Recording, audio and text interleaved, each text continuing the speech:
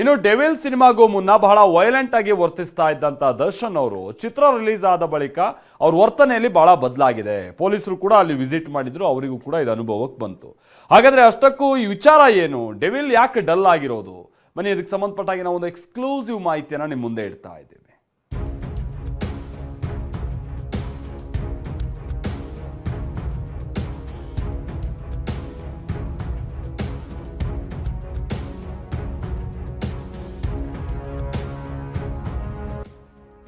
Devil ಗೂ ಮುನ್ನ violent, release ಬಳಿಕ ದರ್ಶನ್ ಸೈಲೆಂಟ್.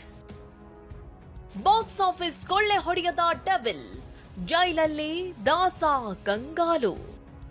ಚಾಲೆಂಜಿಂಗ್ ಸ್ಟಾರ್ ಸದ್ಯ ಪರಪ್ಪನ ಅಗ್ರಹಾರದ ಜೈಲು ಹಕ್ಕಿ. ರೇಣುಕಾಸ್ವಾಮಿ ಕೊಲೆ ಪ್ರಕರಣದಲ್ಲಿ ಲಾಕ್ ಆಗಿ ಒಂದಿಲ್ಲ ಒಂದು ಸಂಕಷ್ಟಕ್ಕೆ ಸಿಲುಕ್ತಲೇ ಇದ್ದಾರೆ. ಇದೀಗ ಡೆವಿಲ್ ಬಿಡುಗಡೆಗೂ ಮುನ್ನ ಜೈಲಲ್ಲಿ ರೆಬಲ್ ಆಗಿದ್ದ ದಾಸ ಚಿತ್ರದ ಬಿಡುಗಡೆ ಬಳಿಕ ಫುಲ್ ಸೈಲೆಂಟ್ ಆಗಿದ್ದಾರೆ.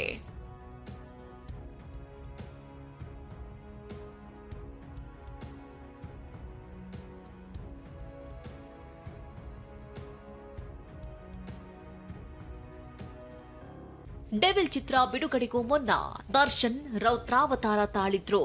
ಯಾಕೆಂದ್ರೆ ಈ ಸಿನಿಮಾದ ಮೇಲೆ ದರ್ಶನ್ಗೆ ಹೆಚ್ಚಿನ ನಿರೀಕ್ಷೆ ಇತ್ತು. ಹೀಗಾಗಿ ಜೈಲಲ್ಲಿ ಡೆವಿಲ್ ರೀತಿ ವರ್ತನೆ ಮಾಡ್ತಿದ್ರು. ಮೊದಲು ಸಹ ಕೈದಿಗಳಿಗೆ ಹಿಂಸೆ ಕೊಡ್ತಾ ಇದ್ರು ಅನ್ನೋ ಆರೋಪವೂ ಕೇಳ್ಬಂದಿತ್ತು. ಆದ್ರೀಗ ದಾಸ ಡೆವಿಲ್ ರಿಲೀಸ್ ಆದ ಬೆನ್ನಲ್ಲೇ ಸೈಲೆಂಟ್ ಆಗಿದ್ದಾನೆ. ಸಿನಿಮಾ ನಿರೀಕ್ಷೆಗೆ ತಕ್ಕಂತೆ ಯಶಸ್ಸು ಕಾಣದೇ ಇರೋದೇ ಇದಕ್ಕೆ ಕಾರಣ ಎನ್ನಲಾಗ್ತಾ ಇದೆ. ಸಾರಥಿ ಚಿತ್ರದಂತೆ ಡೆವಿಲ್ ಸಿನಿಮಾ ಕೂಡ ಜೈಲಲ್ಲಿರುವ ದರ್ಶನ್ ಕೈ ಹಿಡಿಲಿಲ್ಲ. ಈ ಎಲ್ಲಾ ಕಾರಣಕ್ಕೆ ಸಹ ಕೈದಿಗಳ ಜೊತೆಗೂ ಆರಾಮಾಗಿ ಮಾತುಕತೆ ನಡೆಸಿದ್ದಾರೆ. ಎಲ್ಲಾ ಕೈದಿಗಳ ಜೊತೆಯಲ್ಲಿ ವಾಕಿಂಗ್ ಮಾಡ್ತಿದ್ದಾರೆ. ಜೊತೆಗೆ ಟಿವಿ ಕೂಡ ನೋಡ್ತಿದ್ದಾರೆ. ಸಹ ಕೈದಿಗಳಿಗೆ ಬೇಲ್ ಕೊಡಿಸೋದಾಗಿ ಭರವಸೆಯನ್ನು ಕೊಟ್ಟಿದ್ದಾರಂತೆ.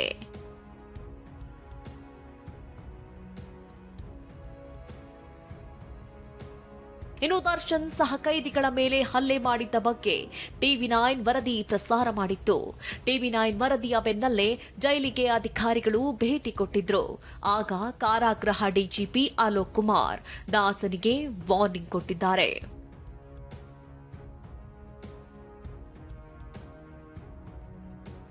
ಇತ್ತ ದರ್ಶನ್ ಪತ್ನಿ ವಿಜಯಲಕ್ಷ್ಮಿಗೆ ಕೆಟ್ಟ ಕಮೆಂಟ್ ಮಾಡಿದವರಿಗೆ ಬಂಧನ ಭೀತಿ ಎದುರಾಗಿದೆ. ಸಿಸಿಬಿಯ 3 ತಂಡ ಅಶ್ಲೀಲ ಕಮೆಂಟ್ ಮಾಡಿದವರ ಬೇಟೆಗಿಳಿದಿದೆ. 18 ಸೋಷಿಯಲ್ ಮೀಡಿಯಾ ಬಳಕೆದಾರರ ವಿರುದ್ಧ ತನಿಖೆ ನಡೆಸ್ತಾ ಇದೆ. Kiran HV, TV9 Bengaluru.